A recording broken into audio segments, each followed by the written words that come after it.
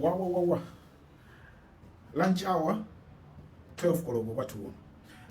Lelo lachinayi dedi yani pa 30 October 2025. Madzuka bwanji. Black teacher Nesta ndadzuka bwino.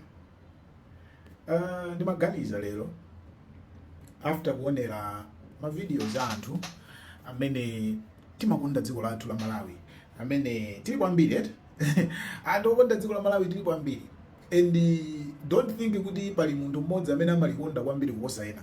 Tonse timalikonda imodzimodzi dziko lathu. Of course ena salikonda ena salikonda, koma amene timalikonda Malawi, timakonda Malawi fe tonse ndi chimodzimodzi, chikondi chathu ndi chimodzimodzi.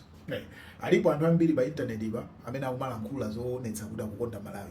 Ineyo ndikamuona munthu akulankhula ndikamuyang'anitsitsa ndimatha kuzindikira kuti uyuyo is speaking out of love for the country. Alipo ena they speak out of hate for ena ake. Okay? They speak not out of love for Malawi, koma out of hate ya ena ake amene akupanga zinthu ku Malawi ko. So chifukwa cha hate ya amenewo they speak, then you think kuti they love Malawi. You will be mistaken. Chifukwa when you give them a chance amapanga zoononga Malawi. They might kodi kulankhula kose kuja mango lankhula kwa madana ndi ajai. Munaona video ina yake yonena kuti I hate corruption only when I am not involved. But if I'm involved in the corruption, then it's okay. Ambiri ndika mentality ngati kameneko. Anyway, tikapita ku school amene mukupanga ma master's degree, ma bachelor's degree, including my PhD. Ukamati ukuyandikira kupanga graduate, umayenera ulembe dissertation paper, ulembe nditu essay yako yonena kuti iweyo waphunziradi uli ndi ma ideas abwino ukufuna udani upange graduate. Tikamalemba paper imeneyi timayenera tikhale ndi statement yomwe imatchedwa kuti hypothesis. What is a hypothesis? A hypothesis is an argument, an idea yomwe sili tested here. Okay? This statement is made for the sake of argument. Kunena kuti ine ndikuona kuti vuto lakunoko ndi lakuti ine ndikuona kuti tisolve vuto lili pangeza kuti zakuti tisolve vuto. This is an argument you're making. This is a statement that you're making, but it's not yet tested. It's not yet proven. Okay? The paper language, you go out to carry out a survey, you go out to carry out experiments. In science, we carry out experiments in the lab. If the experiments give us the results and prove your hypothesis, they would be your idea where they are concerned. Okay? And then when you have a hypothesis like that, and the wabanga research yago, wabanga run experiments, and it's giving us the results, I mean, one now, some people replicate amabwereza aujeni yako ija akaibwereza ikatulosadi malizatsi acha iweyo you are vindicated. Ndiye imakauti this is your theory now.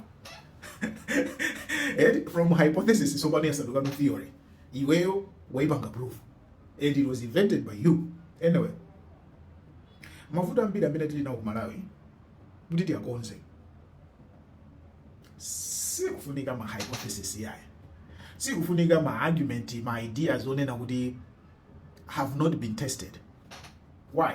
Because if Malawi akusalira kwambiri alipo maiko ambiri amene ali patsogolo pathu. So maiko osewa they have tried so many things, and ena sisi kuyenda. They have tried things sisi naende zalepereka. They have tried zina zaenda. So if ena kusalira kwathu, we have an advantage. Advantage yathu ndiyoti yani, we are not starting from zero. We are not looking for my hypothesis. Kena katizi abanga proof, tizipanga mwatoka. No. We can just go and look at the 190 something countries in this world. Ndikunena kuti maiko osewa amene ali padziko lapansi pano ndi angati amene ali ndi ma characteristics ofanana ndi Malawi. A small country, landlocked, a population around 20 million, okay? Ndi ma features yawo. Kodi maiko amene wawa akusiyana bwanji ndi ife, atukuka bwanji kuposa ife. Okay? That's why when we speak, we talk a lot about Rwanda, because Rwanda is landlocked, mountainous, and they have managed to find a miracle for themselves. Commando, when you go and study Rwandese people, if you go to Rwanda and go in the villages, and you chase any Rwandese people, and then you go to Malawi, you go in the villages, you chase any Malawians, you can notice the differences. And if we are to learn something, we can learn from them. Including economics, kaya zama currency, kaya zoti Malawi kwaja izienda kuti tingapange bwanje anzathu akupanga bwanje, we can go see. Because we can have our own ideas, our own hypotheses. Kumano zimene zisingati sizinapa ngibe test kuti tizipange test tipeze kuti tikuchedwa ndi try and error. Okay? Why are you wasting time trying to prove something kuti chilepereka kenaka you start looking for another one? Look at your friend. Ali ndi chimozimozi zofanana ndi zimene nyumuli nazo. Go and study him kuti wapanga bwanji. Ma countries onse amene atukuka padakali pano. Name one, I will tell you kuti anatenga modelo ya dziko lina lake ndikusatira. You talk of China, it has been modeling itself on America. Amatenga what is working for America. Kumano America is a capitalist. Iwa jama zatenga ma mistakes a America. What doesn't work in America, iwa jama banga fix. Mena muja magwira muja, iwa jama banga focus mwawo. So ama ichura kuti it's a socialist China. It's a socialist system with the Chinese characteristics. President wa China, President Xi, amalankhula choncho. A socialist system with Chinese characteristics. Chimene amanenera kuti with Chinese characteristics nchonena kuti they borrow. Okay? Ma models aja komano they choose, they handpick what works for them, and then they change what doesn't work for them.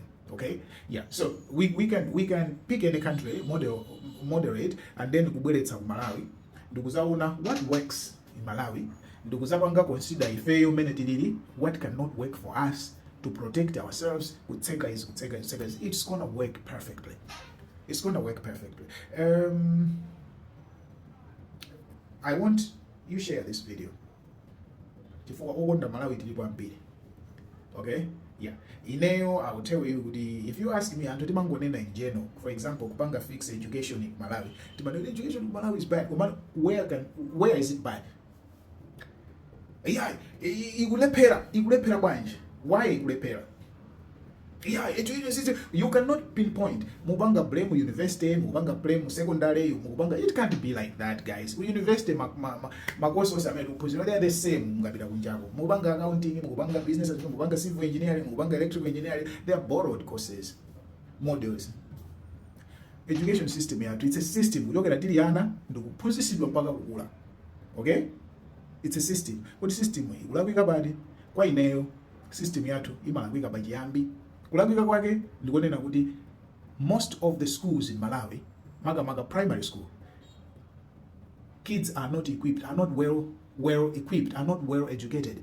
Kumene kujabu jefo joda zipunzisi, they lack my resources, they lack proper training in primary school.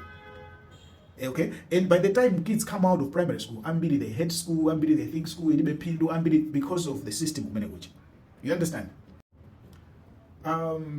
Kuchina kunogo. Guess what? You might not believe this. They keep learning, looking at Western education system, and they borrow things from there. Kuchina kunogo kindergarten, kutumiza ana ku kindergarten, zinali za Mercedes moka. Pada kalibanopa, akudzipanga implement the whole kumaluro areas kuti ana aja before kuyamba standard 1 in primary school, adzipita so ku preschool, kuyambira 3 years, 4 years. Now ana 3 years old in China, akubabisa oda akugera, akudziwa tingini, chanjani. It's a system yomwe iwaja kuibanga implement. If you timatengeka by internet bakumanena kuti Chinese education is practical. Look at these kids. Zoti Chinese education is practical. Now also they are copying from America. They are copying from Europe. Chifuka normally Chinese education is not practical.